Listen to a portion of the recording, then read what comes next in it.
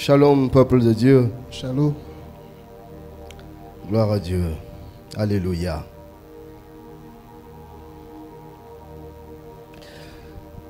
À la montagne de la tentation.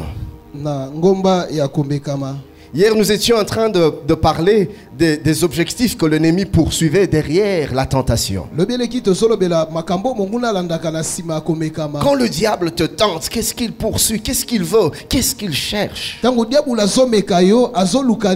Premièrement, avions-nous dit que le diable veut contrer et combattre l'œuvre de Dieu. Deuxièmement, nous avions dit que le diable, au travers de la tentation, il désire tromper et égarer les hommes. Et on a vu comment est-ce que la tentation se faisait toujours précédée d'un esprit d'assoupissement, un esprit de sommeil, un esprit d'aveuglement pour paralyser notre raison et notre conscience.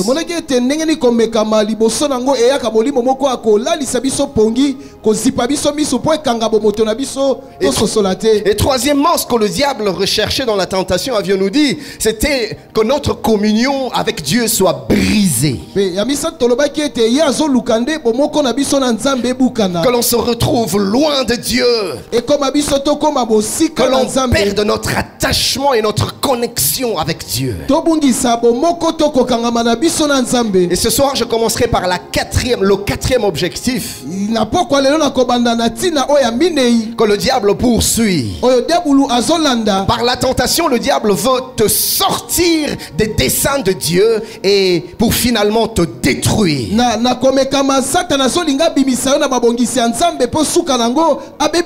Oui, il veut te sortir des plans de Dieu dans ta vie et finalement mettre fin à ta vie. Comme nous le savons, le prophète Jérémie nous révèle le cœur de Dieu pour nous dans Jérémie 29, 11. La Bible nous dit que Dieu a des plans, de projets pour chacun de nous. Et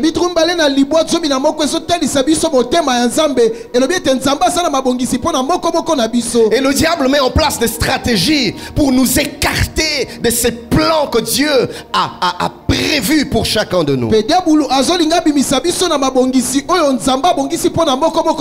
Il a fait pour Israël. Et c'est ainsi que Dieu, parlant par la bouche de son serviteur Ésaïe, dit dans Ésaïe 48, 17 à 19. Ainsi parle l'Éternel, ton Rédempteur, le Saint d'Israël. Moi, l'Éternel, ton Dieu, je t'instruis pour ton bien. Dieu est en train de dire, le chemin par lequel je te conduis, c'est pour ton bien. Dieu dit, ce que je te demande de faire, ce n'est pas pour te nuire, c'est pour ton bien. Je t'instruis, moi Dieu, je t'instruis pour ton bien. Je te conduis dans la voie que tu dois suivre. Et le diable vient justement pour nous écarter au travers de la tentation de voies que Dieu a tracées au devant de nous pour notre bien.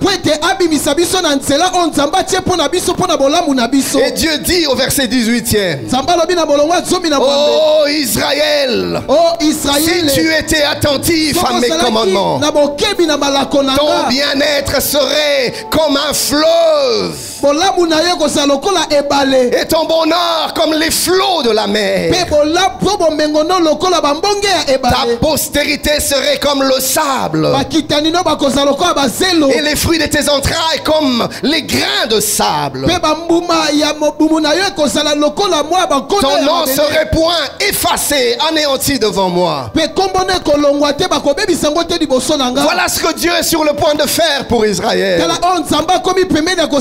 na Mais Israël. le Seigneur pleure dans son cœur Kola solela na motema na ye. quand il regarde ses projets et ses plans pour Israël. Sokateli babongisi ne po na Israël. Et quand il regarde comment est-ce qu'Israël s'est littéralement décalé des projets de Dieu. Sokateli ndenge Israël akobima na manaka na Nzambe. Et Dieu pousse un cri de douleur. Il dit, oh Israël, Nzambe bimisi kokanga boko ya pasi alobi o si Israël. tu pouvais être attentif à mes commandements. Soko koka kosala bokebi na malako nanga. Et Dieu est en train de pousser le même cri sur quelqu'un ce soir. Nzambe kokanga lolenge boko pona moto boko pokwa lelo. Qu'est-ce qui s'est passé Nini au esoleka travers de la tentation? na nzela ya komekama. Le diable nous a poussé à nous éloigner des projets de Dieu, Diabolo atindiki biso tokende bosika babongisi ya à Nzambe. sortir des chemins que Dieu avait tracés pour nous. Abimisa biso na libanda ya nzela Nzambe abongisaki pona biso. Et la Bible dit dans Luc 19, 44, 41 à 44, Biblia lobi na Luka somi na libwa tukumine na moko tukumine na minei. comme il approchait de la ville, Lokola akiko pusa na pembeni ya ngumba. Jésus, en la voyant, pleura sur elle. Na komona kango aleli likolo na Jésus pleure sur Israël. Yesu akolela likolo ya Israël. Jésus pleure sur ses serviteurs. Yesu akolela likolo ya basali na ye. Jésus pleure sur son peuple. Yesu akolela likolo ya libota na Jésus ye. pleure encore aujourd'hui sur plusieurs. Yesu akolela lelo likolo ya baike. Il pleure. Azolela. Si toi aussi, Soki yo pe lokola. au moins en ce jour Nala na bokolo yo. qui t'est donné, tu connaissais les choses qui appartiennent à ta paix. Oyebaki biloko o eza pona bolamu na Il est yo. en train de dire, si tu pouvais connaître les plans que j'ai pour toi, Nabala Israël. bisoko koyeba mabongisio nga naza nango pona yo. Israël, si tu pouvais rester attaché à mes desseins. Israël soko kotikala kokangama na mabongisi na nga. Jérusalem, si tu pouvais rester attaché à moi. Yerusalem soko kotikala okangama na Il ngai. dit, mais maintenant, Alobi sikoyo. elles sont cachées à tes yeux. Yango ezipami to ebombami na miso na yo. Il viendra sur toi de jour Ekoya likolo na yo mikolo. où tes ennemis t'environneront de tranchées O banguna na yo bakozingo bisika et nyonso. t'enfermeront Pe bakokanga et yo. te serreront de toutes parts. Pe bakokanga yo bisika nyonso. Ils te détruiront, Pe bakobebisa toi yo. et tes enfants au milieu de toi. Yo na bana na yo Et katikati na ils ne yo. laisseront pas en toi pierre sur pierre. Eloko moko te kotikala likolo na yo. Pourquoi, Seigneur? Pona nini kolo? Jérusalem, parce que tu n'as pas connu le temps où tu as été visité. Yerusalem po yo yebaki te tango nini nkolo yaki kotala yo. Jérusalem, tu n'as pas discerné le plan de Dieu pour toi. Yerusalem ososolaki te nini yango eza babongisi ya Nzambe Jérusalem, mpona tu as yo. laissé le diable t'écarter de mes projets. Yerusalem otiki diabulu alongolo na babongisi na nga. Le diable nous éloigne des desseins de Dieu pour nous détruire. Diabulu asomema biso na mosika mabongisi ya Nzambe. Car je vais nous dire une chose. À chaque fois que nous sortons du plan de Dieu, nous sortons de sa couverture. Tango nyonso tobimaka na mabongisi ya Nzambe tobimaka na libanda kozipama na ye. C'est comme un ambassadeur Ya lokola ntoma ya ekolo dont l'ambassade, na kati na tu es ekolo sur na une ye. terre étrangère. Na kati na ndako lopango na bango On na mabela ne peut bapaka. agresser une ambassade. Okoki te obundisa ndako ya Parce bantoma. que c'est supposé être une nation à part entière avec sa souveraineté. Yango ezwami lokola ekolo o etiami pembeni na bokonzi nango. Mais une fois que l'ambassadeur perd son titre d'ambassadeur Mbala moko toma bungisi lokasa na ye ya et qu'il mokonzi. se présente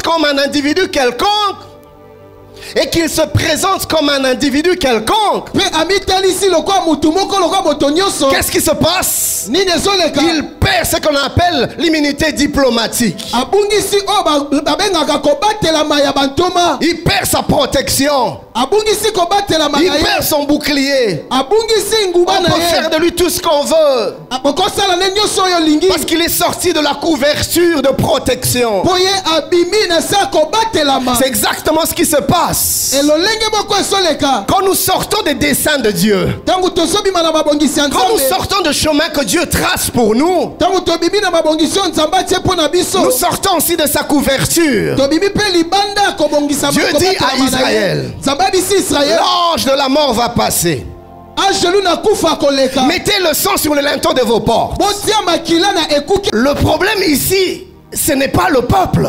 Likambo awa eza libota te. Le problème, c'est que Dieu décide d'un endroit, d'un lieu où il place sa protection. Nzambe azwaka mokano esika nini ye tiaka kobatelama na ye. Dans le fond, la protection ne se trouve pas là où le peuple est, mais la protection se trouve là où Dieu a choisi de la placer. Et vous allez remarquer une chose. Que tu sois israélite ou que tu sois égyptien, si tu te retrouves là où il y a le sang, tu bénéficies de la protection du sang. Si tu te retrouves en dehors de là où il y a le sang, que tu sois juif ou que tu sois égyptien, là où je te frappe, je suis en train de parler à quelqu'un. Et c'est exactement ce qui se passe avec les voies de Dieu, les desseins de Dieu. Quand tu es dans les desseins de Dieu, sa protection est sur toi. Écoutez bien aimé, il y a des choses qui sont rattachées au mandat. C'est-à-dire ce que Dieu te dit de faire, quand il te dit de le faire, et à la manière avec laquelle il te demande de le faire. Alors quand tu te conformes à la pensée de Dieu,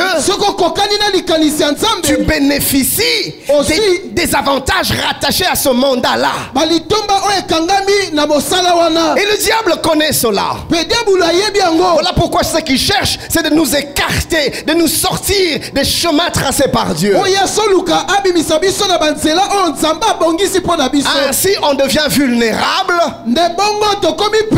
et il nous frappe. Je prie que quelqu'un ce soir ne sorte jamais de chemin que Dieu a tracé pour lui. Car les desseins de l'ennemi, nous les connaissons. Jean 10:10. Le voleur ne vient que pour dérober, égorger et détruire. Et c'est ce qu'il cherche à faire.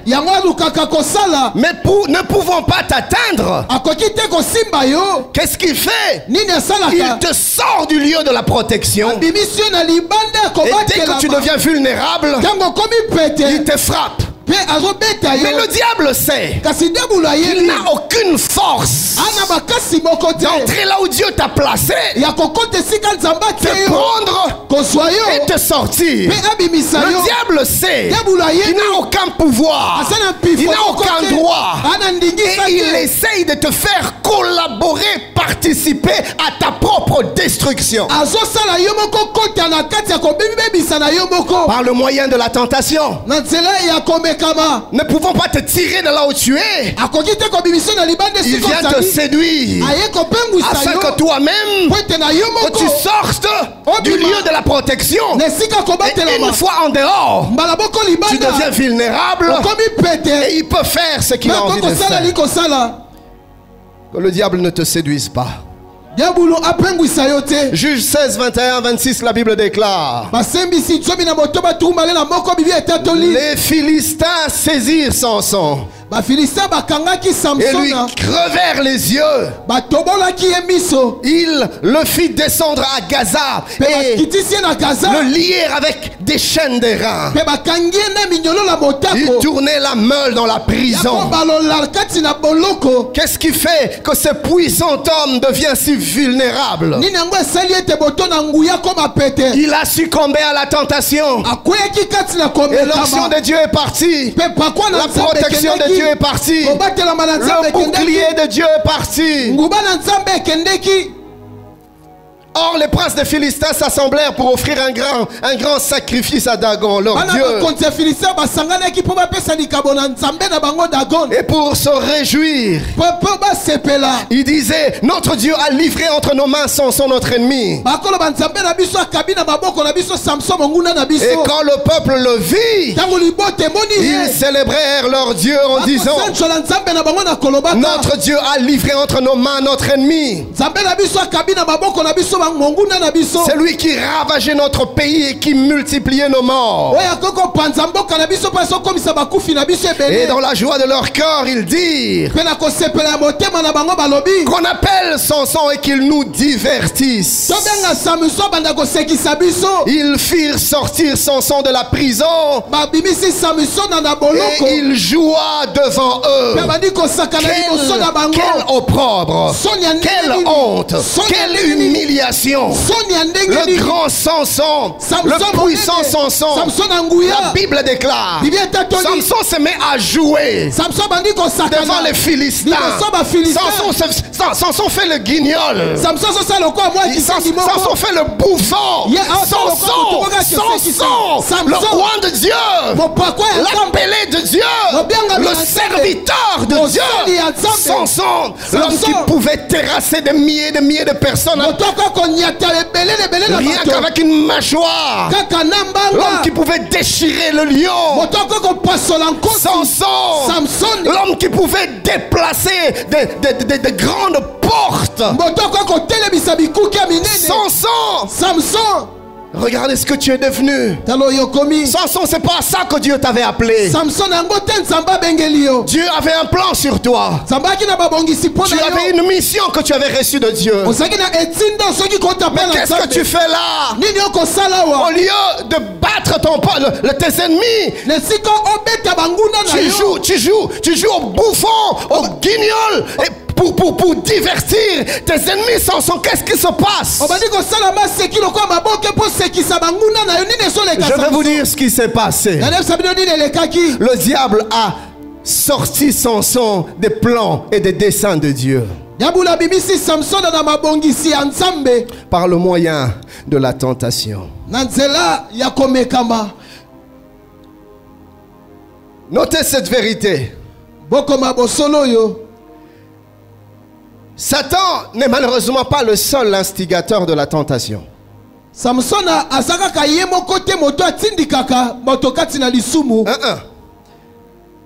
L'être humain, plutôt Satan, pas Samson. Satan n'est pas le seul instigateur de la tentation. L'être humain est très souvent lui-même la cause des tentations qui lui arrivent. Oui, souvent le diable ne joue aucun rôle. La Bible dit dans Jacques 1, 14 à 15.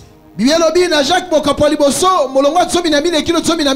Bible dit, mais chacun est tenté quand il est attiré et amorcé par sa propre convoitise. Puis la convoitise, lorsqu'elle a conçu, enfante le péché. Et le péché étant consommé produit la mort. Bien aimé, écoutez ce qui se passe. La tentation vient parce que nous-mêmes, nous avons laissé des mauvais désirs se développer dans nos cœurs. Et quand les mauvais désirs se développent, les mauvais désirs enfantent le péché. Alors je vais vous expliquer une chose. Les mauvais désirs viennent comme une semence dans le cœur de l'homme. Et s'il trouve en l'homme un terrain d'accueil favorable, les mauvais désirs enfantent le péché. Et c'est un peu comme ce qui se passe quand un enfant vient au monde. La semence de l'homme est placée dans le sein de la femme. Et la semence de l'homme dans le sein de la femme se met à chercher l'ovule. Si la femme n'est pas dans la bonne période, dans la période de fertilité, la semence de la femme ne ne trouve rien du tout. Et au maximum, 72 heures plus tard, elle meurt. Mais si la semence de l'homme trouve l'ovule, elle féconde l'ovule. En ce moment-là, la femme conçoit. Et quand l'œuf se développe, un temps plus tard, l'enfant naît. C'est comme ça que le péché se produit dans nos vies. Au travers des mauvais désirs. Le diable vient nous insuffler et nous injecter de mauvais désirs, de mauvaises pensées. Et l'apôtre Paul dit, c'est comme ça que les tentations viennent. Quand nous sommes amorcés par notre propre convoitise, amorcés par nos propres désirs, mauvais désirs, le diable vient. Il t'injecte de mauvaises pensées. Il t'injecte de mauvais désirs. Et en ce moment-là, les mauvais désirs, comme la semence de l'homme, cherchent l'ovule dans ton cœur. Cherche un terrain favorable. Mais si tu refuses d'accepter les pensées que le diable te donne, les mauvais désirs ne pourront rien concevoir au-dedans de toi, rien enfanter au-dedans de toi. Mais quand tu les acceptes, tu sens la rancœur pour un frère te venir. Tu acceptes la rancœur. Tu acceptes la haine. Tu sens la jalousie monter contre une soeur. Tu acceptes cela. Bien aimé, toute mauvaise pensée n'est pas tienne. Ça te vient de l'extérieur. Ça te vient du tentateur. Tu n'es pas obligé de les accepter. Mais quand tu acceptes cette pensée de jalousie, quand tu acceptes cette pensée d'adultère, quand tu acceptes cette pensée de colère et de méchanceté, c'est comme la semence qui rencontre l'ovule. Et quelque chose est conçu dans ton cœur. Bien aimé, c'est ici, c'est le seul domaine où Dieu permet des avortements. Nous devons avorter des mauvais désirs, avorter des mauvaises pensées, ne pas laisser cet œuf se développer et grandir. Parce qu'en fin de compte, qu'est-ce qui se passe? C'est le péché qui est enfanté. Suis-je en train de parler à quelqu'un ce soir? Nous devons stopper le développement des mauvaises semences, de mauvais désirs dans nos cœurs. Et si vous lisez le même texte dans la version d'Alfred Cohen,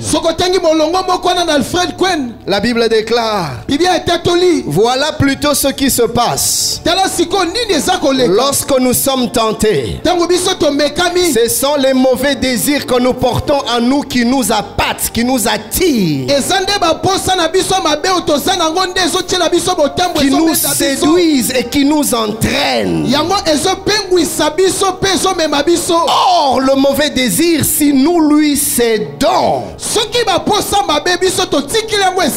nous l'acceptons, conçoit et donne naissance au péché. Vous voyez ça? Tu n'es pas obligé de tout accepter. J'aime. La Bible dit: celui-ci à son tour, une fois parvenu à son plein développement, engendre la mort. J'aime ce que l'apôtre Paul dit dans Philippiens 4:8. Au reste, frère, que tout ce qui est vrai, tout ce qui est honorable, tout ce qui est juste, tout ce qui est pur, tout ce qui est aimable, tout ce qui mérite l'approbation, ce qui est vertueux et digne de louange, soit l'objet de vos pensées. Suis-je en train de parler à quelqu'un ce soir? Alors, vous savez comment est-ce que les mauvais désirs arrivent à s'introduire, à s'installer dans nos cœurs, jusqu'à même à produire le péché? Webi ndenge nini makanisi ya mabe kotaka na mitema na biso pe suka na ngwe bota lisumu. Vous savez comment est-ce que la tentation arrive à prendre place dans nos vies et à nous tourmenter jusqu'à nous faire succomber? Webi ndenge nini komekama ezwaka esika na bomo ina biso pe tungisa biso pe sala biso tokweya. Vous savez comment est-ce que le diable véhicule, facilite, provoque la tentation? C'est à cette question-là que je veux répondre à notre troisième chapitre. En parlant des stratégies du tentateur. C'est quoi donc une stratégie? Une stratégie est un ensemble d'actions bien coordonnées. Une stratégie est un ensemble d'opérations, mais d'opérations habiles. Une stratégie est un ensemble de manœuvres en vue d'atteindre un but bien précis.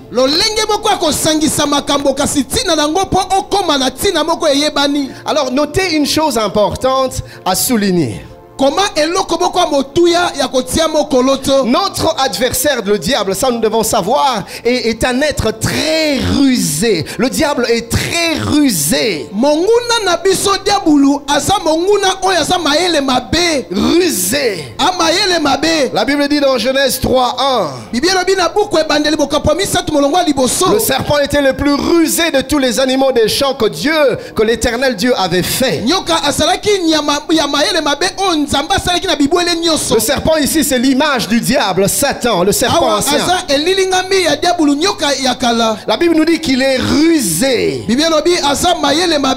Et dans l'Ancien Testament, c'est-à-dire dans sa racine hébraïque, le mot ruse veut dire un certain nombre de choses.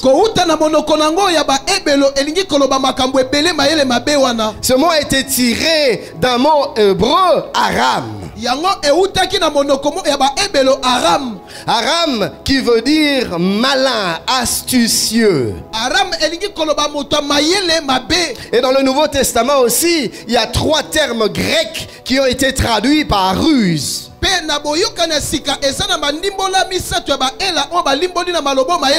Le premier c'est parnougia. Je n'ai pas fait le grec, j'espère que je prononce bien. Barnouja ici veut dire fourberie. Fourberie veut dire hypocrisie, fausseté, perfidie. C'est-à-dire quelqu'un de très dangereux, mais sous une apparence favorable. Vous voyez ça? Quelqu'un de très nocif, mais sous une belle apparence. C'est ce que l'apôtre Paul essaie de nous dire dans 2 Corinthiens 11:14. Quand il dit cela n'est pas étonnant puisque Satan lui-même se déguise en ange de lumière. Une autre version dit Satan lui-même fait semblant d'être un ange de lumière. Il est fourbe.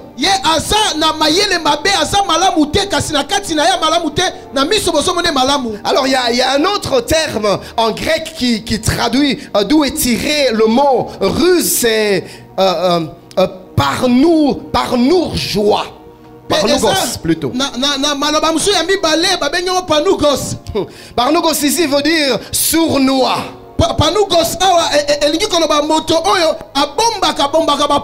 Oui, sournois c'est quelqu'un qui dissimule ses sentiments réels dans une intention bien malveillante. C'est l'image du diable. Quand il vient te tenter, quand il vient t'appâter, quand il vient te solliciter, il te miroite certaines choses, il t'aveugle. Parce qu'il cache ses vraies intentions. Parce qu'il cache ses vrais projets. La Bible dit dans Jean 8,44, le diable a été meurtrier dès le commencement. Et il ne se tient pas dans la vérité. Écoutez, si le diable vient aujourd'hui et qu'il te dit, ce soir, c'est le pasteur Ken qui est en train de prêcher à Philadelphie, mon ami, ne le croit pas. La vérité, dès l'instant qu'elle sort de la bouche du diable, elle devient mensonge.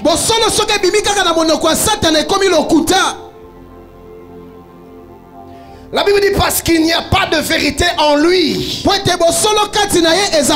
Lorsqu'il profère le mensonge, il parle de son propre fond. Car il est menteur et le père du mensonge. Combien n'ont pas été séduits dans des milieux universitaires? Oh jeune homme, je vois que tu as une étoile. Je sens que tu vas percer dans la vie. Mais il y a des principes cosmique que tu dois connaître. Et la méconnaissance de ces principes t'empêche de percer selon l'étoile que je vois sur toi. Viens, je vais t'enseigner des choses que vos pasteurs ne vous enseignent pas. Il y a des choses qui sont réservées aux initiés. Bien aimé, c'est du mensonge. Ces belles paroles, c'est pour ta voix. Il est rusé. C'est un fourbe. C'est un perfide. C'est un sournois. Il cache ses intentions malveillantes.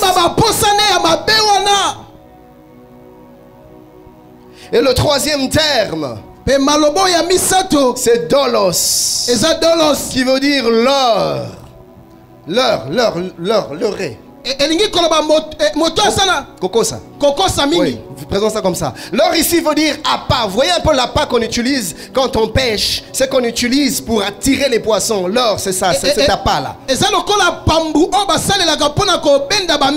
Et le diable se sert souvent des appâts comme ça pour nous avoir dans la tentation.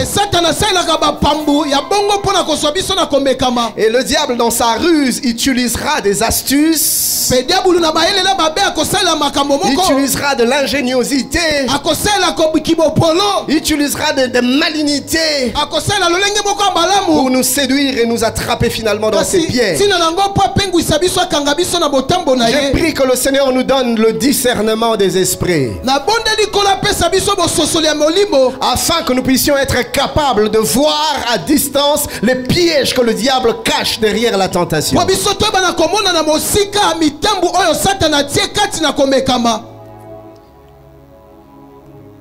Voyez-vous, chers bien-aimés, il y a des choses que Satan utilise pour faciliter ses approches. Oui, quand il faut te tenter, il étudie les meilleures possibilités. Il étudie les meilleures voies possibles pour t'avoir. Alors il y a des choses que Satan utilise pour faciliter la tentation. J'appelle cela les catalyseurs de la tentation. En chimie, le mot catalyseur parle tout simplement d'une substance qui favorise une réaction chimique.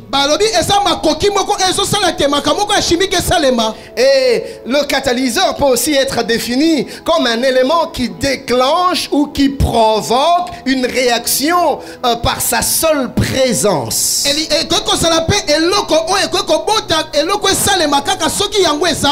Et en ce qui nous concerne, le catalyseur de la tentation est un ensemble de paramètres ou de facteurs. Le catalyseur de la tentation est un ensemble de paramètres ou de facteurs qui provoque, qui déclenche, oyo efungolaka, qui favorise oyo epesaka nzela, ou qui facilite la tentation. oyo epesaka nzela komekama ekoma. Alors notez qu'en lui-même, il n'est pas une tentation, mais il offre seulement le cadre pour que la tentation se manifeste efficacement. Yango moko eza nango komekama te, kasi yango ezopesa nde nzela po ete komekama yango etelisama na bakasi nyonso. Alors je vais nous parler de deux catalyseurs. Nanebisa bino bapesi nzela mibale. Le premier, c'est l'environnement. Ya liboso ezali nzinga esika ozozala. Le deuxième, c'est les points d'accès. Ya mibale ezali bisika ya kokotela. Alors comme j'avais dit le premier jour, ce 6 jours ne suffira pas pour finir la matière. Alors on va voir avant la fin de l'année comment organiser un autre séminaire sur la montagne de la tentation 2.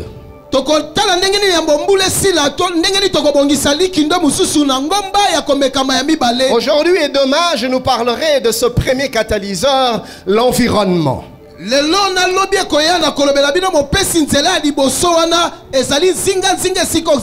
Alors, c'est quoi l'environnement? D'une manière générale, l'environnement est tout simplement notre entourage habituel. C'est-à-dire quoi? Comme je suis ici du haut de la chair, mon environnement est constitué de quoi?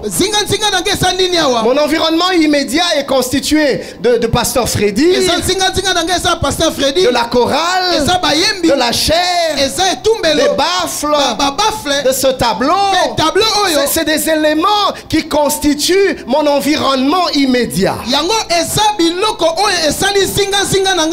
L'environnement peut aussi être défini comme un ensemble de conditions naturelles et culturelles qui agissent sur l'homme et sur ce que l'homme fait. Je dois avouer que il y a trop de théories à ce niveau. Mais je vais les rendre plus pratiques. Alors en ce qui nous concerne, l'environnement par rapport à la tentation, l'environnement que le diable utilise pour faciliter la tentation, c'est défini comme le cadre matériel, le cadre spirituel, le cadre psychologique, le cadre sentimental, le cadre émotionnel, le cadre familial dans lequel l'homme se retrouve. Et le diable sait que ces choses peuvent être des alliés efficaces pour tenter efficacement. Alors il va passer par les éléments qui constituent ton environnement. La Bible dit dans Proverbe 22:3 que l'homme prudent voit le mal de loin et se cache, mais les simples avancent et sont punis. Ce mort dit l'homme avisé voit venir le mal et se met à l'abri. L'homme stupide poursuit son chemin et en subira les conséquences. Bien-aimé, le fait de connaître, de comprendre comment est-ce que le diable se sert de l'environnement dans lequel nous sommes pour faciliter des tentations, nous permet d'agir en homme sage et de voir au loin les stratégies que le diable peut mettre en place pour nous avoir. Alors, le premier environnement catalyseur de la tentation, c'est l'environnement géographique. Par environnement géographique, je vais tout simplement parler des lieux que nous fréquentons. Des endroits où nous pouvons aller. Des milieux où nous pouvons être. Alors ces endroits, des fois, ils peuvent être recommandés, des fois, ils ne peuvent pas du tout être recommandés.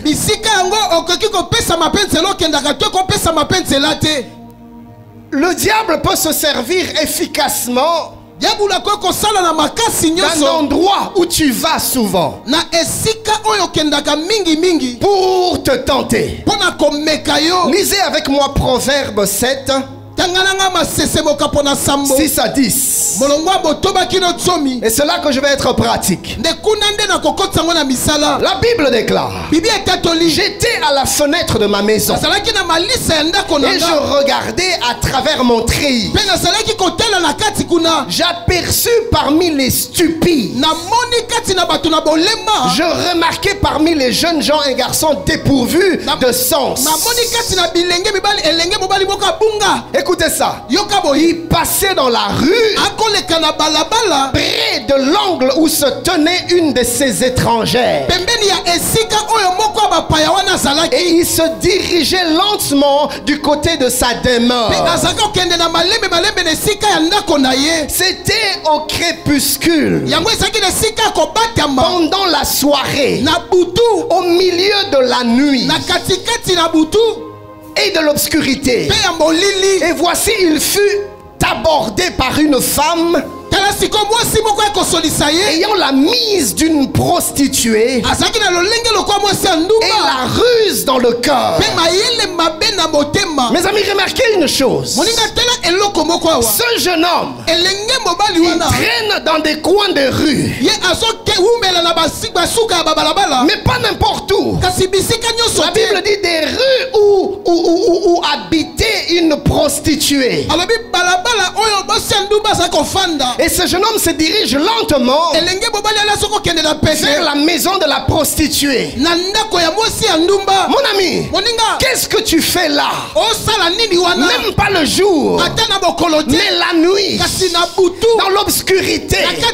Tu vas faire quoi sur cette avenue où tu sais que là se trouvent des femmes étrangères, là se trouvent des prostituées, et tu sais comment elles s'habillent, quand elles mettent la marchandise en valeur?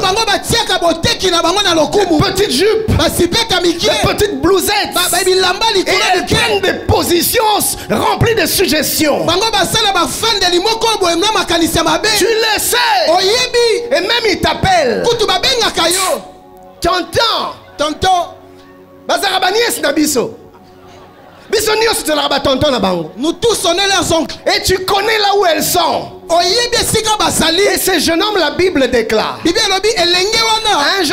un jeune homme stupide, dépourvu de sens. Mais si tu as envie de te balader, va te balader ailleurs. Qu'est-ce que tu vas faire sur la rue où il y a des prostituées? La Bible dit que ce jeune homme fut abordé. Autrement dit, il fut tenté. Mais qu'est-ce qui a facilité la tentation? S'il était resté chez lui, il n'allait jamais être abordé. S'il était parti dans un lieu saint, il n'allait jamais être tenté. Mais il est allé à un endroit où il ne fallait pas, où la tentation est facilitée. Bien aimé, il y a des péchés où il y a des endroits où les péchés se vendent moins cher. Il ne faut pas aller près des angles où traînent les prostituées. Mon ami, qu'est-ce que tu vas faire dans des boîtes de nuit? Et toi, tu vas dire, pasteur, je suis tombé. Mais qu'est-ce que tu es allé faire là-bas? Qu'est-ce que tu vas faire dans des milieux, dans des quartiers, dans des avenues où tu sais que c'est possible que je sois tenté?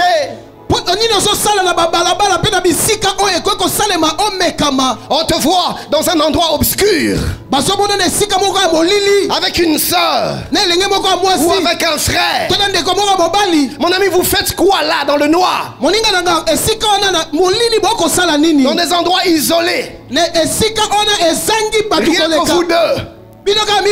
Oh non, pasteur, c'est ma fiancée. La boïté. Je ne refuse pas. Mais vous êtes à deux.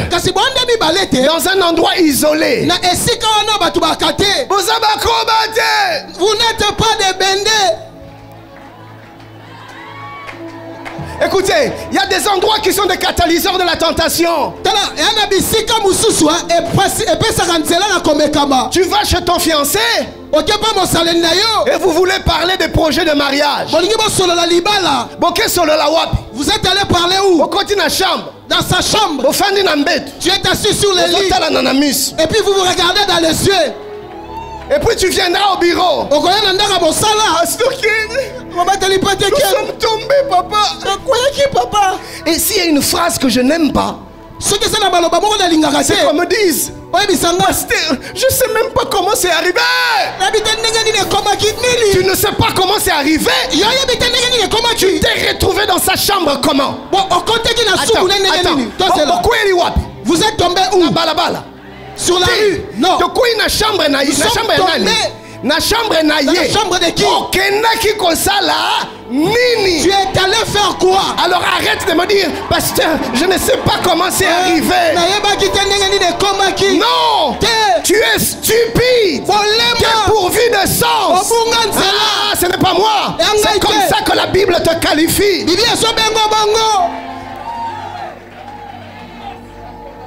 Il y a des endroits qui sont des catalyseurs de la tentation. Écoutez, toi, tu sais, comme je disais dernièrement, en matière d'argent, tu n'arrives pas. Mais on te confie une responsabilité de finance. Et tu sais que l'argent entre tes mains glisse facilement. Mais qu'on dit maté, refuse. Ce cadre-là, ce travail-là n'est pas bon pour toi. Écoutez, vous savez, nous devons nous connaître. Oui, nous devons nous connaître, nous devons connaître nos limites aussi.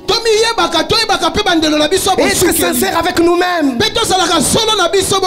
Seigneur, je sais que ce genre de choses-là, moi, je ne le supporte pas. Mais qu'est-ce que tu es allé faire là-bas?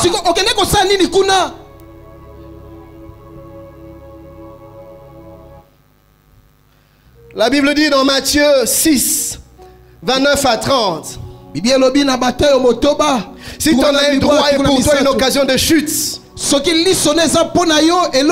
arrache-le et jette-le loin de toi. Car il est avantagé pour toi qu'un seul de tes membres périsse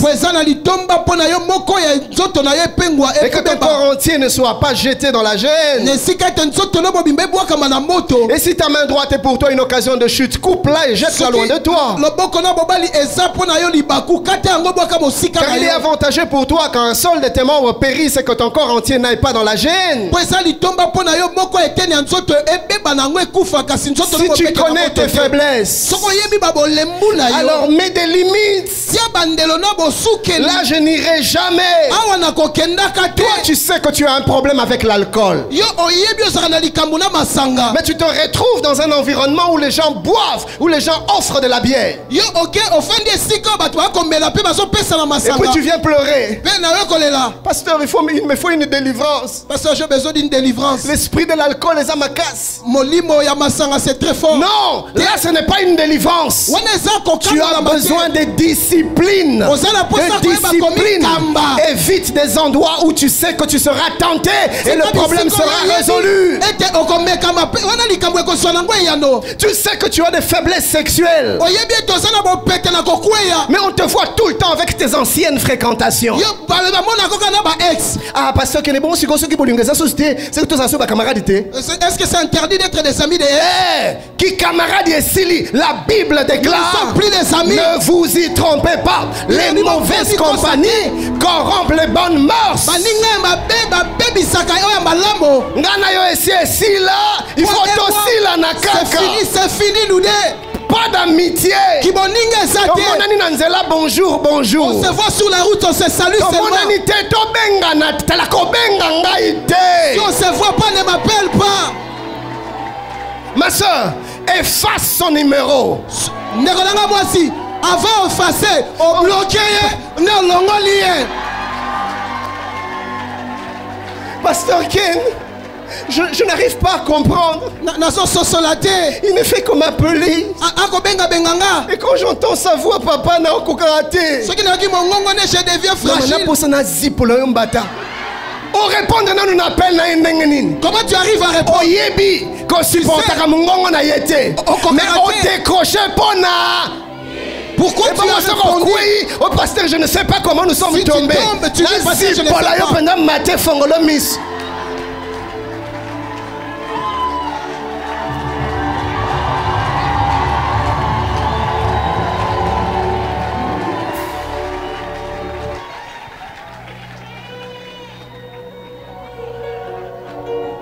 Tu connais cet assistant. Tu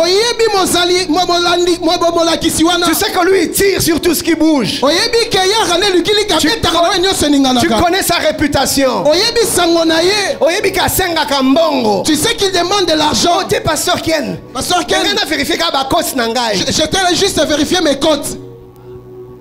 Vérifier.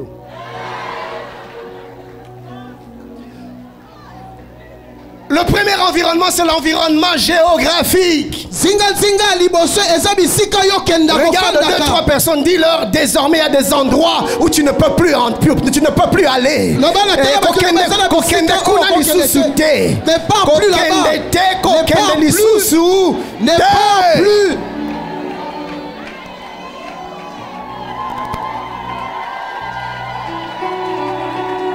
Mon ami, on ne tente pas le tentateur. Moninga, oh, t'es pasteur, on a la ex nangai. Je suis seulement parti voir mon ex. C'est quoi, il faut quand même qu'on soigne. Il m'a dit d'aller au restaurant, des relations, il faut l'entretenir.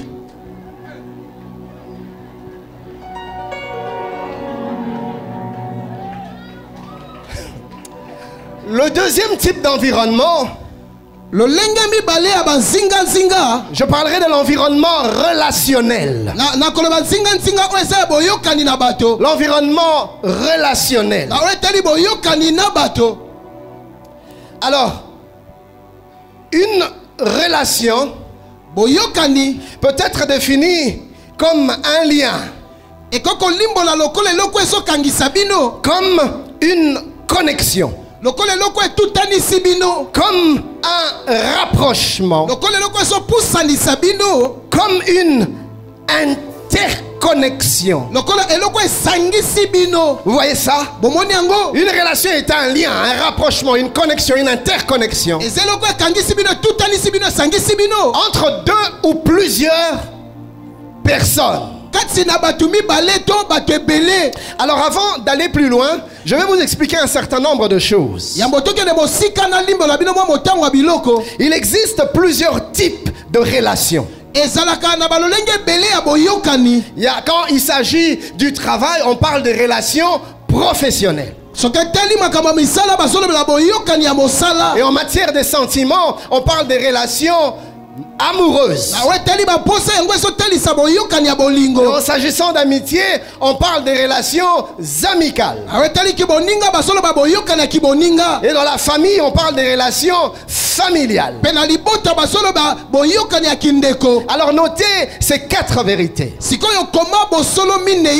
autour de la relation et ses réalités. Retenons dans notre esprit que nous sommes en train de parler de l'environnement relationnel.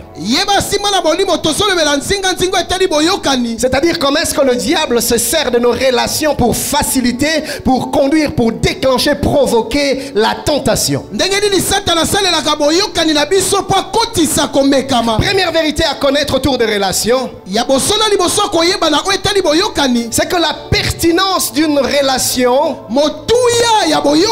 varie suivant son type, sa forme et son intensité.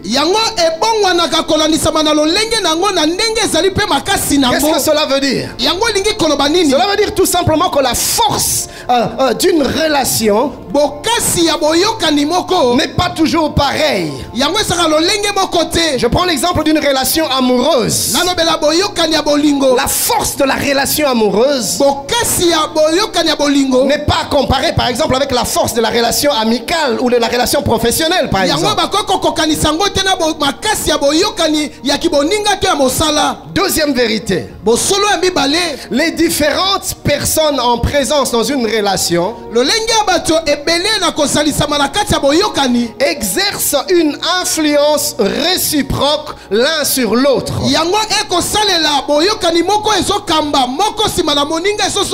Qu'est-ce que cela veut dire? Cela veut dire que si je suis en relation avec toi, cette relation fait que tu m'influences d'une manière ou d'une autre et je t'influence d'une manière ou d'une autre.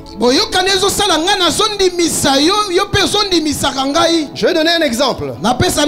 Je suis allé, ou quand vous allez à l'église du pasteur Marcelo à la Compassion, vous allez voir plusieurs jeunes gens avec beaucoup de cheveux. Pourquoi? Parce que leur père spirituel a beaucoup de cheveux. Alors l'attachement et la considération ou l'estime qu'ils ont pour leur père, ces choses font qu'ils ont tendance à vouloir être et à vouloir faire comme leur père. La relation qui les unit facilite une certaine influence. Restez avec moi. Troisième vérité. Vous allez comprendre ce que je suis en train de dire encore un peu plus clairement. Troisième vérité. Le niveau d'influence dans cette relation-là sera proportionnel à l'intensité de la relation.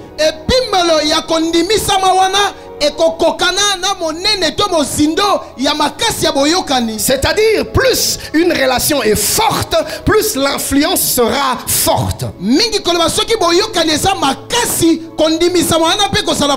Mon professeur d'université peut m'influencer, mais il ne m'influencera pas pareil que mon père spirituel par exemple. Il ne m'influencera pas de la même manière que mon épouse par exemple. Pourquoi? Parce que l'intensité de la relation n'est pas pareille. Plus je t'aime, plus je suis attaché à toi, plus je serai à ta merci. C'est-à-dire que je serai enclin à accepter plus facilement certaines choses venant de toi que de quelqu'un d'autre.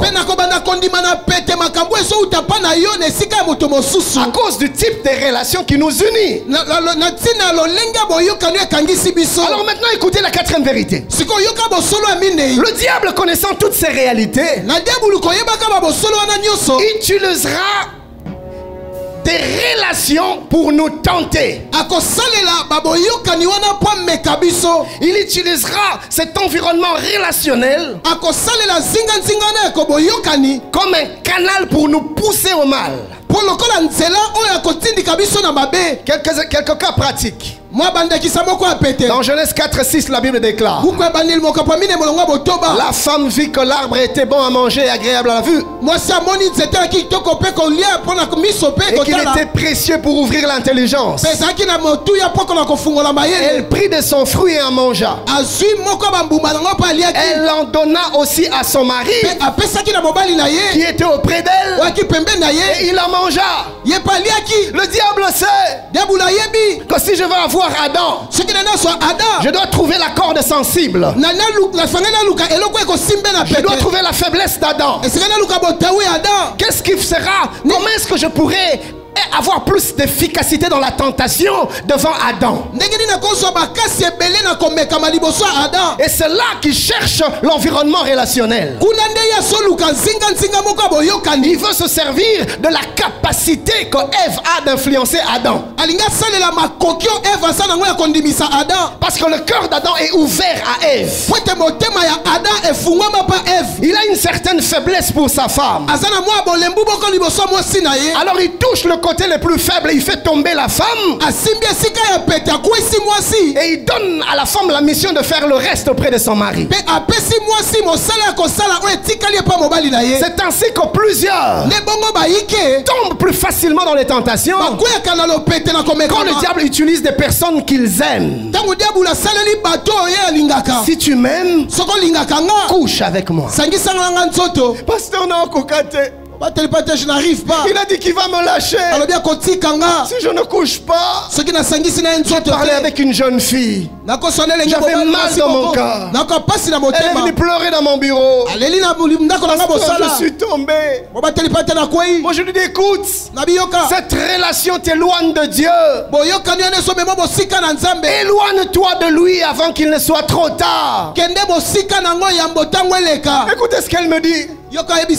Pasteur, je l'aime.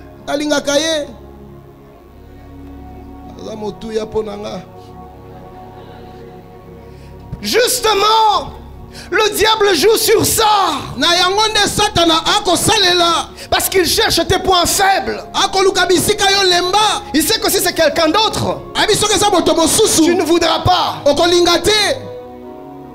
La Bible nous parle d'une histoire dans 1 Roi 13. Nous allons lire du 7e au 9e verset, mais laissez-moi vous donner le contexte. Vous vous rappelez quand Israël a été divisé en deux, n'est-ce pas? Dieu a pris la plus grande partie, il l'a donné à Jéroboam. Et malheureusement, Jérusalem se retrouvait dans l'autre partie qui n'était pas sous le pouvoir de Jéroboam. Et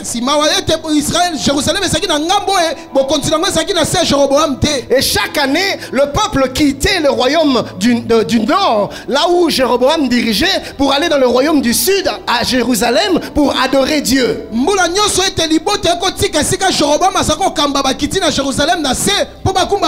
Et chaque année, quand Jéroboam voyait ces mouvements, il se dit non, non, non, non, un jour, le peuple va retourner à David. Parce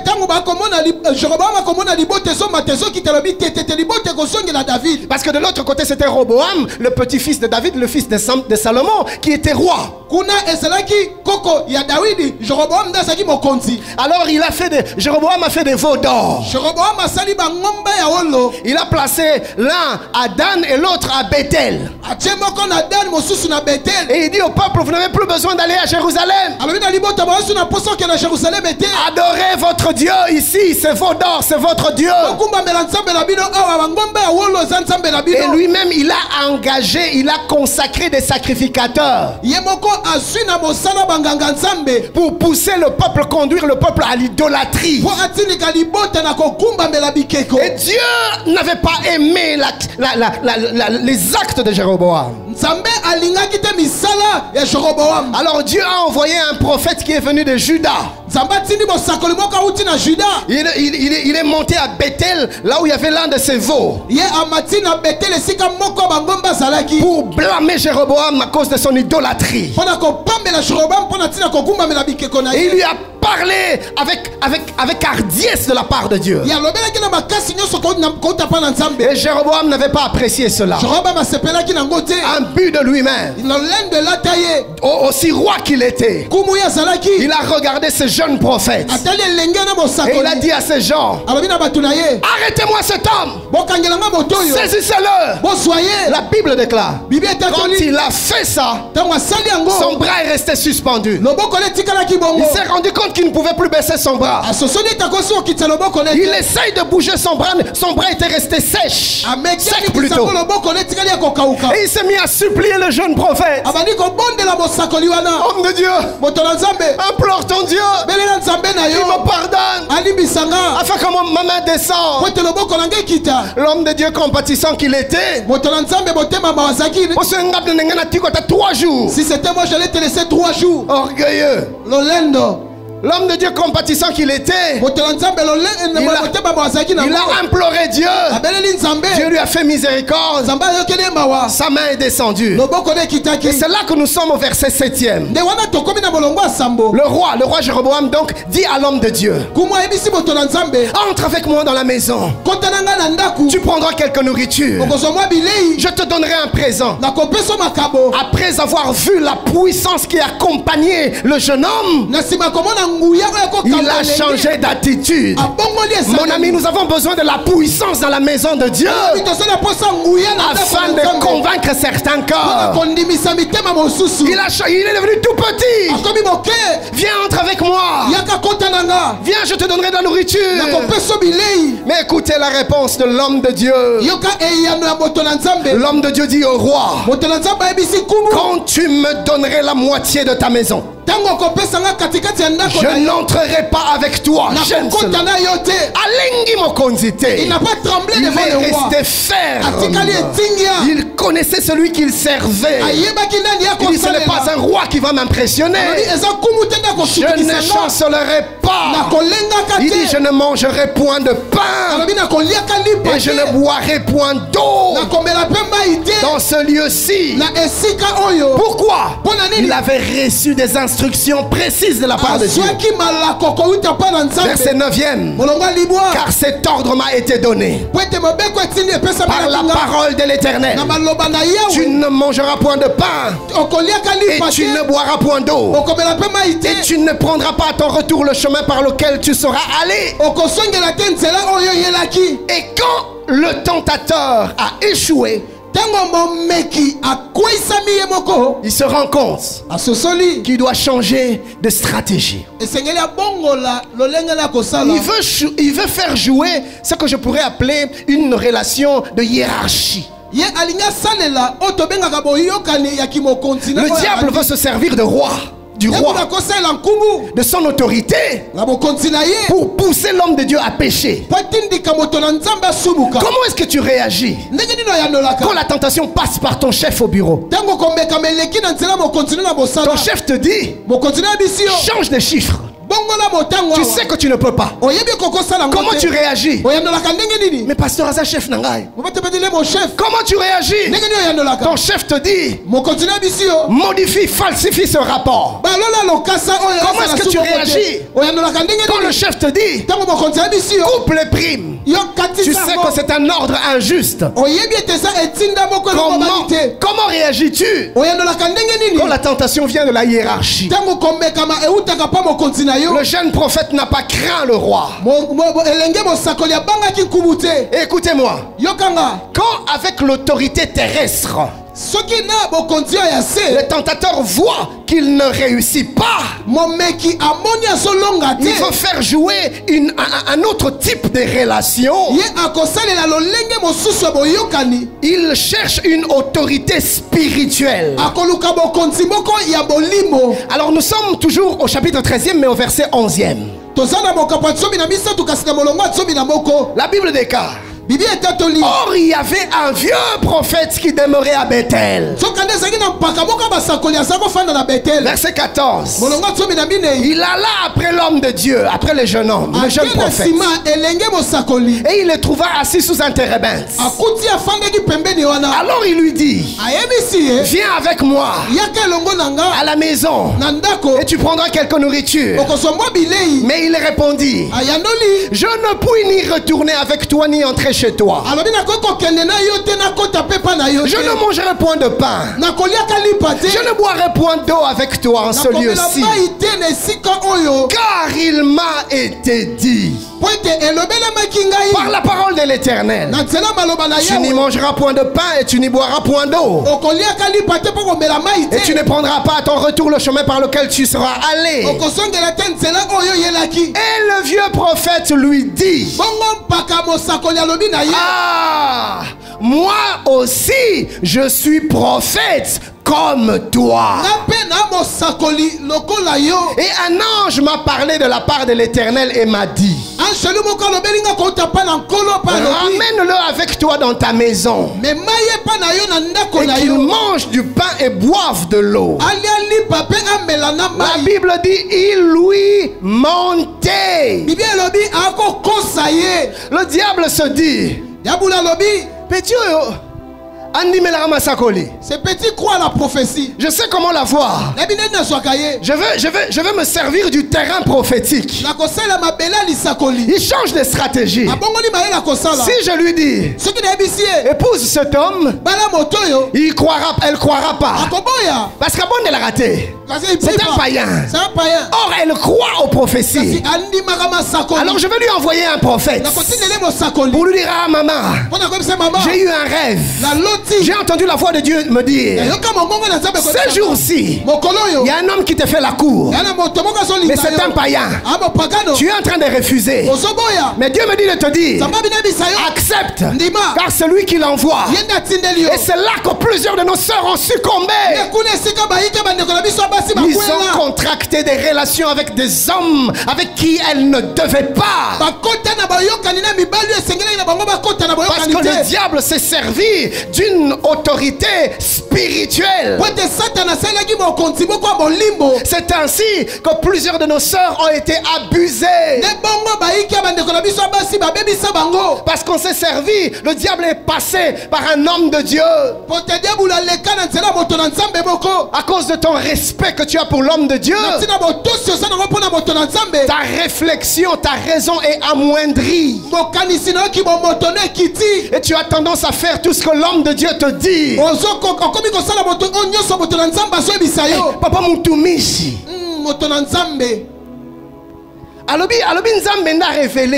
Il a dit: c'est Dieu qui lui a révélé. Je vais vous dire des choses inimaginables. Il y a eu une histoire que nous avions connue. Un homme de Dieu priant pour une femme qui avait des problèmes de conception, dit avoir reçu comme orientation introduire ses doigts dans les intimités de la femme. Malheureusement, quelquefois nous sommes naïfs, pour ne pas dire nos sœurs sont naïves. Mais elles se laissent aller parce qu'elles sont affaiblies à cause du type de relation qui les lie à certains de ces hommes de Dieu.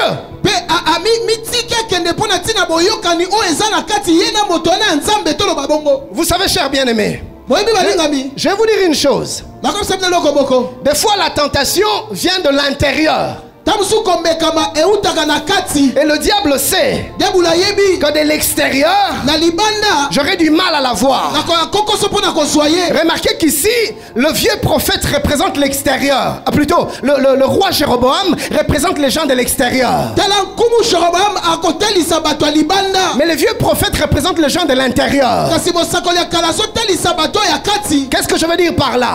Le diable sait qu'il aura du mal à t'avoir en dehors des choses de Dieu, en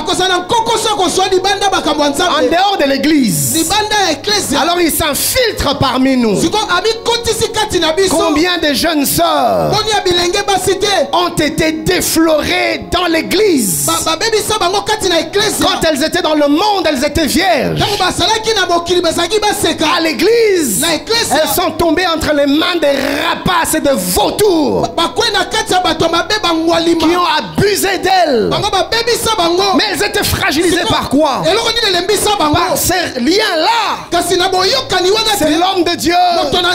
Et on s'affaiblit dans son discernement. Et on succombe plus facilement à la tentation. Je vais descendre encore un peu plus bas.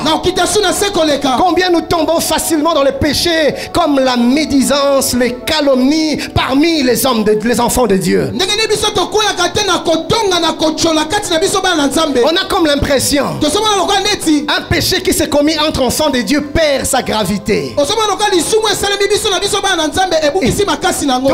Pasteur Kente, nous sommes en train de dire avec le pasteur Kente, ce n'est plus un péché. Et nous commençons à dire du mal. Et nous parlons à l'église. Quand des médisants, quand de ceux qui calomnient à l'église, vous n'êtes pas différent des moziki du monde. Permettez-moi de parler aux dames. Dans le monde, tu n'étais pas comme ça, comme tu es devenu dans le Seigneur. Dans vos groupes de mamans, dans vos groupes de jeunes filles. Maman, tu sais, laisse-moi te parler.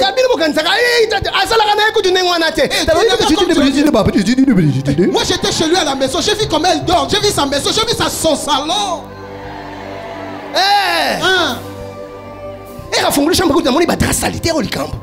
L'autre partie, ce n'était pas des draps, c'est ma puta. Attendez la metu. Un homme a dit, quand les mâles sont venus voir Jésus, si c'était les femmes, si elles étaient entrées seulement, Marie vraiment acceptait que son mari l'amène dans cet endroit. Il a l'odeur de chèvre.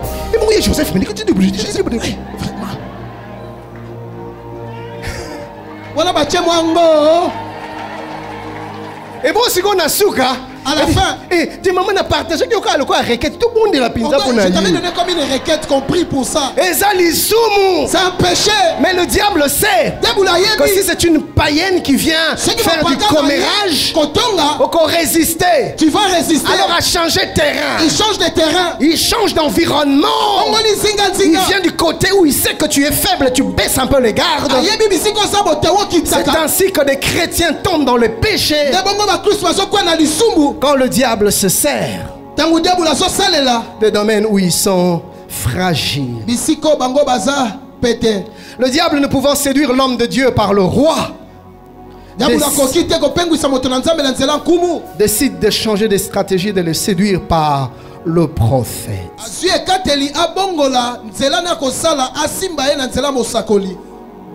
Il y a tellement de choses à dire, mais j'ai débordé dans le temps. Nous allons continuer demain. Et là où nous allons arrêter, nous arrêterons là. Par la grâce de Dieu, nous poursuivons la partie 2e de ce séminaire plus tard. Mais j'aimerais t'inviter ce soir à te lever avec moi. Nous allons tous prier. Que Dieu nous garde. Que Dieu nous préserve. Comment est-ce que tu réagis quand la tentation te vient d'une personne que tu aimes, d'une personne que tu estimes? Est-ce que tu es capable de dire non? Le diable savait que Jésus avait beaucoup d'attachement et d'amour pour Pierre. Et quand il leur parlait de sa mort, Pierre vient lui dire, qu'à cela ne tienne, tu ne mourras pas. Tu ne peux pas aller. Tu ne peux pas mourir. Le diable veut se servir de l'influence que Pierre peut avoir pour Christ pour l'empêcher d'accomplir la pensée de Dieu. Jésus regarde Pierre. Il lui dit, arrière de moi Satan. Il se discernait. Quand le diable veut passer par l'environnement relationnel pour le faire tomber en tentation, j'aimerais que nous puissions prier que Dieu nous donne le sens du discernement. Peu importe le chemin que l'ennemi emprunte, que nous puissions le discerner. Que Dieu nous donne la fermeté. Que Dieu nous donne l'éveil. Que tu sois capable de dire non même à la personne que tu aimes. Car Jésus a dit, si tu aimes ton frère ou ta soeur plus que moi, tu n'es pas digne de moi. Pasteur, je l'aime. C'est qui que tu aimes le plus? Lui, elle? Ou Dieu, que Dieu nous donne d'être avisé. Peu importe les méthodes, les stratégies du malin. Que Dieu nous donne la clairvoyance afin de ne pas tomber en tentation. Élevons nos voix et parlons à Dieu.